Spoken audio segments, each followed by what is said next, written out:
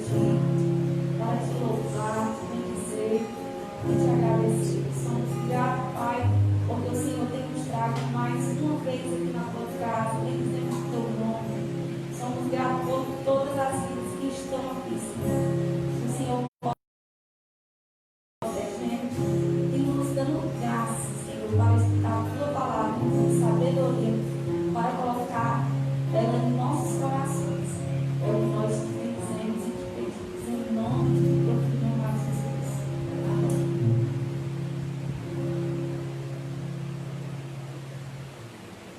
Graças a Deus. Meus irmãos, a graça e a paz do Senhor a todos, amém? Maravilhoso é nós estarmos reunidos para prestar mais um culto de adoração ao Senhor, a Deus, porque de fato Ele tem feito grandes maravilhas, grandes coisas conosco, e por isso nós estamos alegres, amém? Eu convido você a abrir a palavra de Deus na carta de Paulo aos Romanos, capítulo número 5, versículo 12, é uma passagem bem conhecida. 5:12, o versículo da palavra de Deus para nós. E você pode deixar aí a sua Bíblia aberta. Nós vamos fazer uma caminhada aí na carta de Paulo aos Romanos. Paulo diz assim no versículo 12: portanto, assim, só homem entrou o pecado no mundo, e pelo pecado a morte, assim também a morte passou a todos os homens, porque todos pecaram. Amém? Diga assim: todos pecaram. Todos pecaram. Amém. Pai, no nome de Jesus, muito obrigado, Pai, por estarmos aqui mais uma vez para cultuarmos a Ti. Espírito Santo, que Tu nos auxilie, nos ajude, que nós possamos falar a Tua palavra. Nosso compromisso, Pai, é com a Tua palavra. Que assim seja feito nesta noite, com a graça, com o auxílio, com a ajuda. Teu Espírito amado Mestre, faz isso. Ministra aos nossos corações nessa noite. Em nome, Pai, por amor de Jesus. Graças a Deus. Amados, estamos nós aqui, e nós estamos aqui diante de uma palavra tão profunda, tão verdadeira, para que nós entendamos carta de Paulo e o porquê, ou a importância dessa carta de Paulo à igreja de Roma. Muitos falaram e muitos milagres ocorreram, inspirados na carta de Paulo aos Romanos. É interessante que Paulo, ao escrever esta carta, ele demonstrou, enfatizou humildade, quando ele dizia, já nos primeiros versículos do capítulo 1, quando ele diz: Paulo, servo de Cristo. Então Paulo enfatiza a sua humildade, mas também no mesmo local Paulo enfatiza a sua autoridade, quando ele diz: apóstolo separado por Cristo Jesus. A carta de Paulo aos Romanos, irmãos, na verdade, alguém já disse que ela é a carta das cartas, dentro da Bíblia. Ela foi escrita por volta do ano 57, 58 da era cristã. E é interessante, irmãos, que Paulo, ao escrever essa carta, ele foi muito mais simplesmente do que uma carta qualquer, não. Ela é um tratado teológico, é o maior compêndio teológico do Novo Testamento, é a carta de Paulo aos Romanos, para que nós possamos ter assim a compreensão e o entendimento. É interessante que ela foi inspirada da importância dessa carta, que Calvino disse assim, ele declarou e disse que se nós chegássemos a uma verdadeira compreensão quanto a esta epístola, no caso aqui Romanos, teremos uma porta aberta para todos os tesouros mais profundos da Escritura Sagrada. Diferentemente das outras cartas aqui, amados, Paulo, ele não escreveu aos romanos para resolver problemas locais e circunstanciais, como aconteceu, por exemplo, a igreja de Corinto. Nós sabemos que a igreja de Corinto é uma igreja que tinha ou manifestava ali todos os dons espirituais, mas Paulo disse: olha, eu não vos pude falar como a espirituais, mas como a crianças, porque vocês dizem, uns dizem eu sou de Paulo, outros eu sou de Pedro, outros eu sou de Apolo, outros eu sou de Paulo, e tinha outros que diziam eu sou de Jesus. Ou seja, havia ali facções dentro da igreja de Corinto. Paulo escreveu esta carta, a primeira e a segunda epístola, para orientá-los como pastor que era. Diferentemente também da carta aos Gálatas, quando ali no capítulo 3, Paulo diz para eles que eles começaram pelo Espírito, mas agora eles estavam na carne, porque outra vez eles estavam retornando ao legalismo, a prática das obras da lei, achando que o homem poderia se justificar cumprindo e praticando a lei. Diferentemente disso, Paulo, ao escrever a carta aos romanos, ele trata ou aborda de forma diferente. Na verdade, Romanos é mais um tratado teológico do que, na verdade, uma carta pastoral. E a carta aos romanos tem sido, ou foi chamada de carta profilática. Por quê? Porque Paulo sabia que a melhor proteção contra a infecção do falso ensino era o antisséptico da verdade.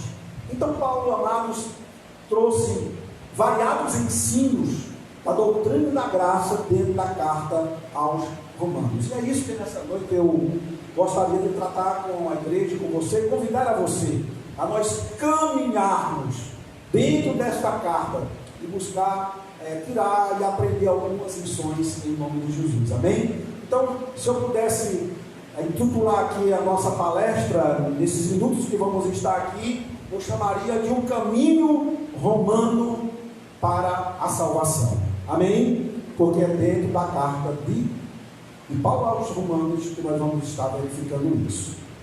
Queridos, é interessante que nessa carta, Paulo ele começa no capítulo 1, e aí eu gostaria que você folheasse. Ele começa a falar da situação dos gentios, como Deus via e como Deus realmente mostrava a situação dos gentios, ou seja, todos os outros povos que não eram judeus. E a partir do versículo 21, você pode ver que a partir do versículo 21, ele diz assim: porque Deus não o glorificaram como Deus, nem lhe deram graças, antes se tornaram nulos nos seus próprios raciocínios, obscurecendo-lhes o coração insensato, inculcando-se por sábios se tornando-se loucos, e mudaram a glória de Deus incorruptível em semelhança da imagem de homens corruptíveis, bem como de aves, quadrúpedes e répteis. Por isso Deus nos entregou tais homens à imundícia, pela concupiscência do seu próprio coração, para desonrar o seu próprio povo entre si. Pois eles mudaram a verdade de Deus em mentira, adorando e servindo a criatura em lugar do Criador, o qual é bendito eternamente. Então, no capítulo 1 de Romanos, Paulo ele trata e mostra, irmãos, a situação dos gentios, homens e mulheres que mudaram a glória de Deus, que adoram a criatura em vez de adorarem o Criador. No capítulo 2, é por isso que é uma caminhada, é interessante que Paulo agora vai chamar a atenção a partir do versículo 1, todo esse capítulo, ele vai falar da impenitência dos judeus. E a partir do versículo 17, é interessante que ele diz assim: se tu, pois, que tens por sobrenome judeu, e repousas na lei, e que glorias em Deus, e conhece a sua vontade, e provas as coisas excelentes, sendo instruído na lei, que estás persuadido que és guia dos cegos, luz dos que encontram-se em trevas, instrutor de ignorantes, mestre de crianças, tendo na lei a forma da sabedoria e da verdade. Tu, pois, ensinas a outrem e não te ensinas a ti mesmo. Tu que pregas e que não deves furtar e furta. Dizes que não deve cometer adultério e cometes, abominas os ídolos e lhes roubas os templos. Tu que te glorias na lei, desonras a Deus pela transgressão da lei, pois como está escrito, o nome de Deus é blasfemado entre os gentios por vossa causa. Paulo aqui está demonstrando agora, irmãos, que os judeus, que se achavam, que se diziam detentores da bênção, da promessa de Deus, se achavam herdeiros por causa de Abraão, da filiação, e portanto herdeiro das promessas de Deus. É interessante que João Batista confrontou com esses judeus, vocês lembram? Quando ali ele batizava, e aí aqueles judeus vinham para serem batizados por João Batista, e aí João disse: raça de víboras, quem vos induziu a fugir da ira vindoura? Vós dizeis terem por pai a Abraão, mas dessas pedras Deus pode suscitar filhos a Abraão. Ou seja, João confrontou os judeus porque se achavam merecedores da graça, da bênção de Deus.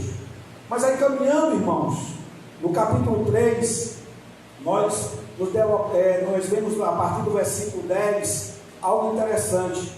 Paulo começa a mostrar agora a real situação do homem, seja ele gentil, seja ele judeu.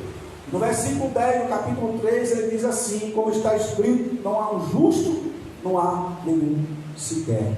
Não há quem entenda, não há quem busque a Deus, todos se extraviaram, e a uns se fizeram inúteis.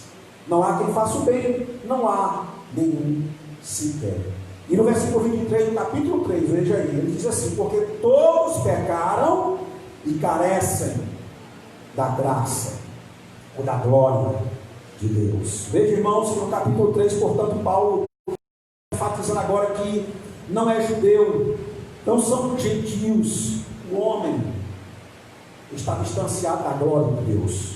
Todos pecaram. Quero dizer para você nessa noite que, independentemente de sua classe social, que independentemente da sua conta bancária, que independentemente da sua cultura, do seu status, a Bíblia declara a mim e a você que me ouve e que me escuta, debaixo da condenação de Deus, mortos em nossos delitos e em nossos pecados. A Bíblia, ela mostra, Paulo aqui escrevendo, ele descreve, ele fala que todos são pecadores, não há nenhum sequer que não seja. E aí Paulo, irmãos, ele está aqui trazendo a doutrina da graça, e ele está falando da doutrina da depravação total, ou seja, todos os homens. E aí nós temos que buscar entender e compreender como isso se deu, como isso aconteceu. Se você for lá para Gênesis, lá no comecinho, todas as coisas, diz a Bíblia lá no capítulo 1, versículo 27, criou Deus, pois, o homem à sua imagem, a imagem de Deus o criou. E é interessante que quando nós falamos do homem sendo imagem de Deus, algumas religiões querem ensinar que assim como o homem tem um corpo físico, tem as mãos, tem os pés, assim também é Deus. Mas quero dizer para você que Deus, quando fez o homem e a mulher, e os fez a sua imagem e semelhança, era muito mais do que isso. Nós temos que entender que existem os atributos imutáveis, intransferíveis de Deus, que é justamente sua eternidade, sua onisciência, sua onipotência. E esses atributos são os atributos imutáveis de Deus, apenas Deus os tem. Mas, entretanto, Ele comunicou ao homem e fez o homem à sua imagem e semelhança, e os deu os seus atributos tributáveis, que é o quê? São os atributos comunicáveis de Deus, e isso é que torna o homem a imagem e a semelhança de Deus. Dentre esses atributos nós podemos citar o discernimento, o amor, a moralidade, a santidade, a misericórdia. E isso, irmãos, esses atributos comunicáveis de Deus torna o homem a imagem e a semelhança de Deus, e o que também nos torna diferentes do restante de toda a criação. Veja bem, tudo que foi criado, os animais, eles receberam vida, mas eles não receberam esses atributos comunicáveis de Deus. E esses atributos comunicáveis, irmãos, eles servem para que nós possamos ter contato com esse Criador. E é muito interessante isso, queridos. Dentre esses atributos também está o discernimento, está o de raciocínio, que só o ser humano tem, diferentemente das outras coisas ou outros seres que foram criados. E é interessante que Paulo, aqui também aos Romanos, ele confirma isso no capítulo 12, você pode ver aí, quando ele diz assim, rogo-vos, pois, irmãos, pelas misericórdias de Deus, que apresenteis o vosso corpo por sacrifício vivo, santo e agradável a Deus, que é o vosso culto racional. Ou seja, irmãos, capacidade de discernir, capacidade de raciocinar. Isso nos torna e nos faz sermos a imagem de Deus. E aí ele continua no versículo 2, do capítulo 12 de Romanos: e não nos conformeis com este século, formai-vos pela renovação da vossa mente. Para quê? Para que experimenteis, através do raciocínio, da compreensão, qual é a boa, agradável e perfeita vontade de Deus para as vossas vidas. Ou seja, queridos, o homem é a imagem e semelhança de Deus. E isso nos dá a capacidade de cultuar, de se relacionar com Deus. O nosso Deus, amados, é um Deus que quer se relacionar com o homem, que quer se relacionar com você. Mas aí, para a gente compreender isso, queridos, quando Deus fez esse casal, Deus ali impôs um teste. E tudo que havia criado, que havia feito, Deus disse: olha, há apenas uma coisa que vocês não podem tocar e não podem comer. Do fruto que há no meio do jardim, desse fruto vocês não comam. Porque se vocês comerem, certamente vocês morrerão. E nós conhecemos que isso aconteceu, queridos. E você pode perguntar: o que é que tem a ver com o que você está falando? Tem a ver, sim, com o versículo 12 do capítulo 5 que nós lemos, quando Paulo disse assim: portanto, assim como por um só homem entrou o pecado no mundo. Foi essa a ocasião que eu estou citando para você, quando aquele casal ali desobedeceu a Deus e pecou, o pecado, se tornaram pecadores. E aquela condição que eles tinham, a condição, queridos, de verdadeiro livre-arbítrio, eles perderam. Porque muito se fala do livre-arbítrio. Nós temos que entender o diferente do livre-arbítrio e nós temos que entender da liberdade que nós temos que ter. Por exemplo, queridos, Adão e Eva, antes de pecarem, eles podiam escolher pecar e poderiam escolher não pecar. Quem me ouve? Quem está do outro lado aí que tem a capacidade de escolher não pecar hoje e não peca. O verdadeiro livre-arbítrio existia antes daquele casal pecar. Quando eles pecaram, foi perdido o verdadeiro livre-arbítrio, que é a capacidade de não pecar. E o texto diz que todos pecaram. E o texto diz no versículo 12, que pela desobediência de um único homem. Por quê? Aquele homem, ele foi o cabeça federal da raça humana, ou seja, ele nos representava. E aí eu chamo sua atenção, se você estiver me acompanhando, a Bíblia, nós falamos que no capítulo 1, versículo 27, Deus criou o homem conforme a sua imagem, conforme a semelhança. Mas no capítulo 5, se você olhar aí, no versículo 5, versículo 1 de Gênesis, capítulo 5, diz assim: no dia que Deus criou o homem, a semelhança de Deus os fez. O homem e a mulher os criou e os abençoou. E os chamou pelo nome de homem no dia em que foram criados. Versículo 3.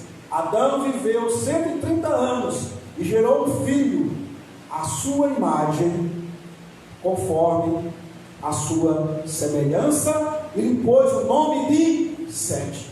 Isso é muito esclarecedor, irmãos. Aquele casal, depois que pecou, eles se uniram de forma matrimonial e conceberam um filho por nome Sete. Agora diz aqui no versículo 3 do capítulo 5 de Gênesis, que aquele homem agora é a imagem e a semelhança de seu pai, Adão. Sabe por quê? Porque existe a lei da semeadura, ou seja, cada semente produz conforme a sua espécie. Então aquele casal, depois que se tornaram-se pecadores, eles só podiam, portanto, produzir filhos pecadores. E é por isso que a Bíblia diz: todos pecaram, porque o nosso representante federal, Adão, pecou. E o pecado entrou no mundo, e ao adentrar no mundo, amados, tornou-nos pecadores. E é interessante isso, que a Bíblia, por toda a Bíblia Sagrada, amado, nós vemos expressões mostrando isso. Por exemplo, queridos, a Bíblia diz lá no Salmo 51: em iniquidade fui formado, e em pecado me concebeu a minha mãe. Amados, irmãos e amigos, essa é uma verdade bíblica poderosa. Todos são pecadores. O homem não é pecador porque peca, ele peca porque ele é pecador. Na gênese humana já está ali, queridos.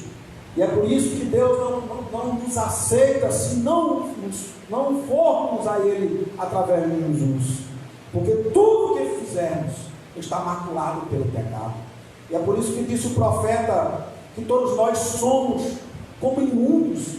E todas as nossas boas obras, elas são como trapos de imundícias diante de Deus. Deus não as aceita se não for lá através de Jesus. É por isso que o profeta Jeremias, entendendo e inspirado pelo Espírito Santo, diz assim: pode o etíope mudar a sua pele? Ou o leopardo as suas manchas? Jeremias 13, 23 diz isso. É uma pergunta. Claro que não, queridos. O leopardo, o que distingue, o que caracteriza o leopardo de seu leopardo são aquelas manchas. O que caracteriza o etíope é a sua pele negra. E ele não pode mudar isso. E o profeta diz assim: pode o etíope mudar a sua pele, ou o leopardo as suas manchas? Então podereis também vós fazerdes o bem, estando habituados a fazerdes o mal. O profeta está falando, queridos, de uma essência que existe em nós, de algo que é em nós, que nos impele, que nos impulsiona a amarmos e a vivermos em pecado.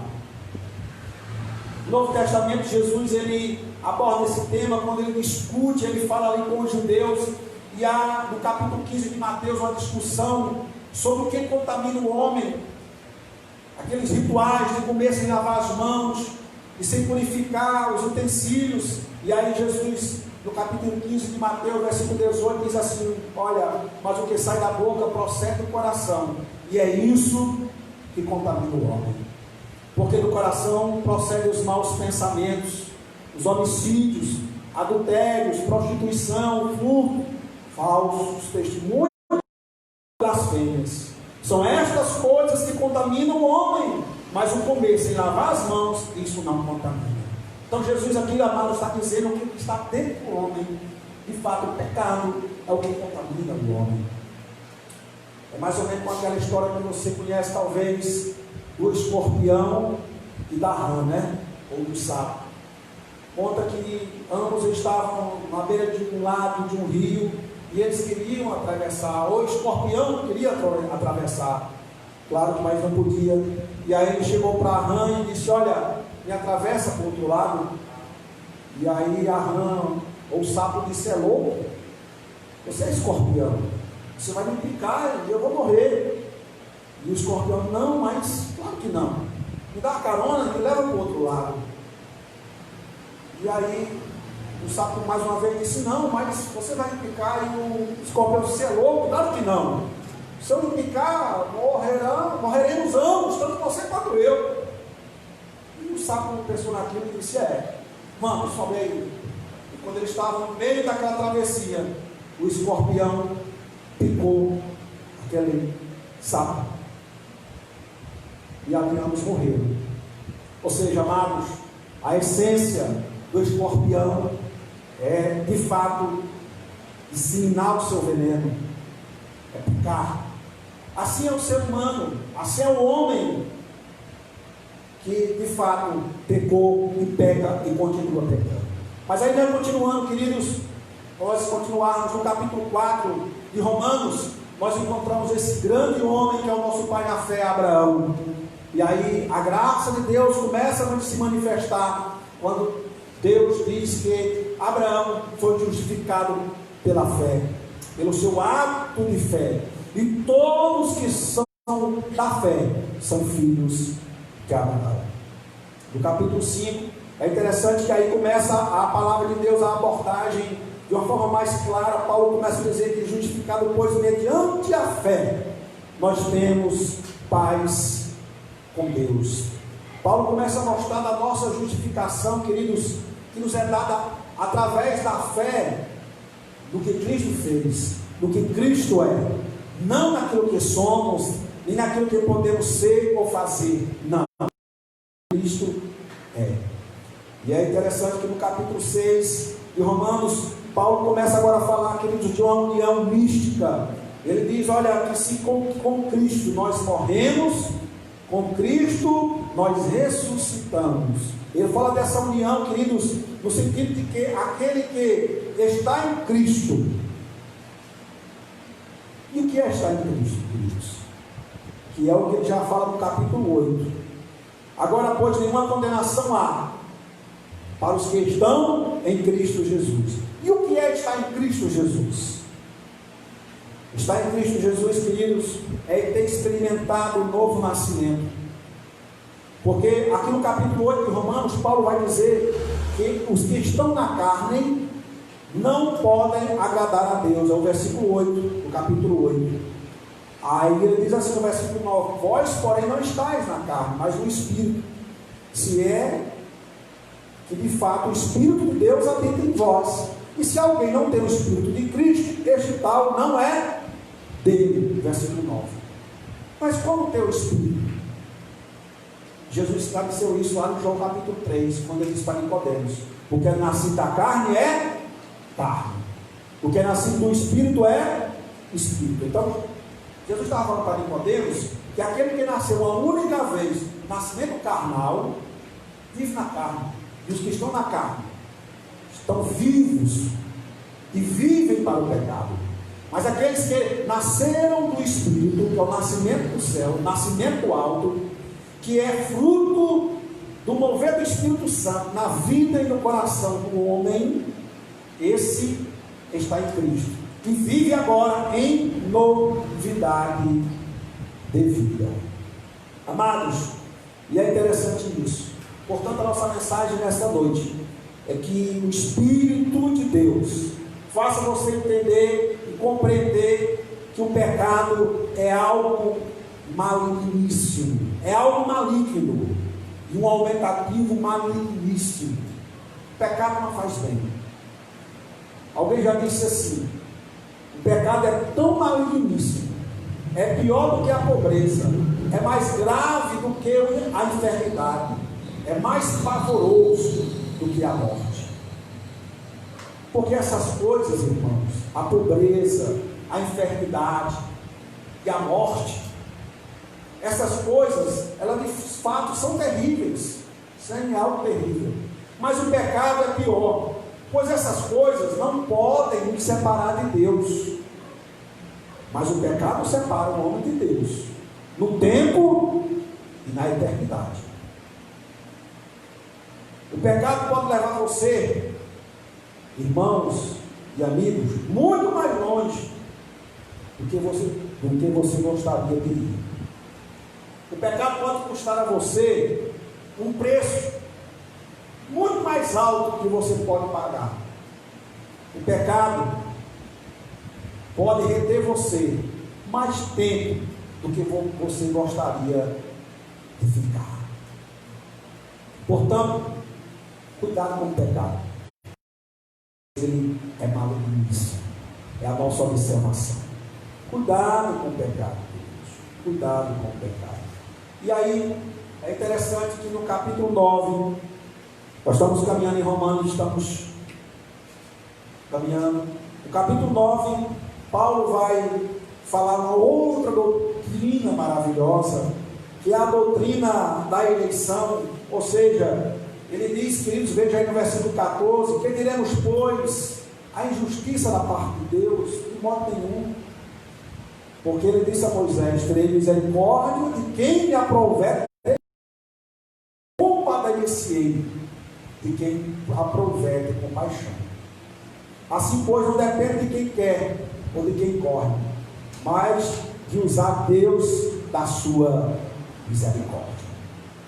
Quero dizer para você nessa noite, a minha oração é que o Espírito Santo revele a você, e você sinta a necessidade de se aproximar de Deus.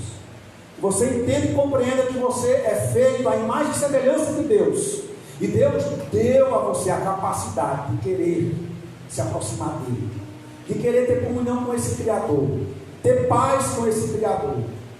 E aí Paulo, no capítulo 10, ele vai, quando ele diz assim: a palavra está perto de ti, na tua boca e no teu coração, que isto é a palavra da fé que pregamos.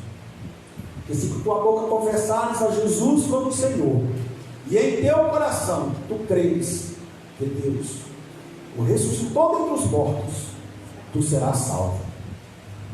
Tu serás salvo. Porque diz assim: todo aquele que confessar o Senhor será salvo. Que nessa noite você entenda, que você compreenda, que você corra para os braços de Jesus, que você entregue os seus caminhos e a sua vida a Jesus, que você saiba que há repouso, há paz, há perdão, que apenas em Jesus há um fardo leve e suave, que você possa, de fato, correr do pecado e se abrigar aos pés de Jesus. Amém? É a nossa palavra dessa noite. É a instrução de Paulo na carta de Romanos, para mim e para você nessa noite. Você possa entender e compreender que hoje é o dia, hoje é a hora, hoje é o momento aceitável que você pode confessar a Jesus como Senhor e Salvador da sua vida. Vamos ficar de pé, irmãos. Vamos ficar de pé. E vamos fazer uma oração nesse instante, em nome de Jesus. E nessa oração, eu quero orar por você que me ouve nessa noite. Você que está perto, você que está longe, você que nos escutou nessa noite, que se o Espírito Santo possa falar ao seu coração, que você possa pedir a Deus para ter essa experiência, a experiência do novo nascer, do novo nascimento, nascimento alto, nascimento do céu, a experiência de ter Cristo e o Espírito levando você ao arrependimento, e a compreensão e ao entendimento que o perdão está unicamente em Jesus Cristo. Curva sua cabeça agora, feche seus olhos, vamos orar nesse instante. Faça uma oração onde você está. Deus te conhece, Deus te entende, Deus sabe os seus caminhos, por onde você anda, o que você faz, o que você fez, e apenas Ele, então somente Ele tem perdão para te dar. Portanto, peça perdão a Ele, fale com Ele, diga a Ele agora aí na sua mente, no seu coração, que você o recebe, que você almeja que Ele seja o Senhor da sua vida. Peça perdão dos seus pecados, peça perdão dos seus pecados. Jesus disse: olha, não é aqui em Samaria e não é em Jerusalém o lugar que se deve adorar, mas Deus busca adoradores que o adorem em espírito e em verdade. E é isso que você está fazendo aqui agora. Nós estamos fazendo. Deus é espírito. Nós possamos, através dessa capacidade maravilhosa, falar com Ele, raciocinar, pensar e pedir perdão. Faça isso agora e receba o perdão de Deus. Cristo é o presente maior de Deus. Pai, em nome de Jesus, estamos aqui diante de Ti, Pai. Temos falado da Tua palavra, a Tua palavra que é viva, eficaz e poderosa. Pai, que Tu possa, querido Espírito, penetrar nos corações, que Tu possa, como uma água, saciar a terra sedenta, a terra seca, que Tu possa adentrar no coração daquele que ora agora, sim, a oração da fé, a oração do arrependimento, a oração da entrega, que Tu possa, Pai, receber essa pessoa aí agora, Senhor, que está falando agora, pedindo perdão, pedindo graça, pedindo uma experiência de novo nascimento, que assim possa acontecer, Pai. Não, por amor de Jesus, que Tua palavra haja e encontre abrigo no coração daquele que me ouve, daquele que me escuta. Muito obrigado, Pai. Somos gratos, Pai, por tudo, pelo amor e pelo nome de Cristo Jesus. Digam amém. Amém. Que Deus abençoe e podeis assentar em nome de Jesus. Graças a Deus.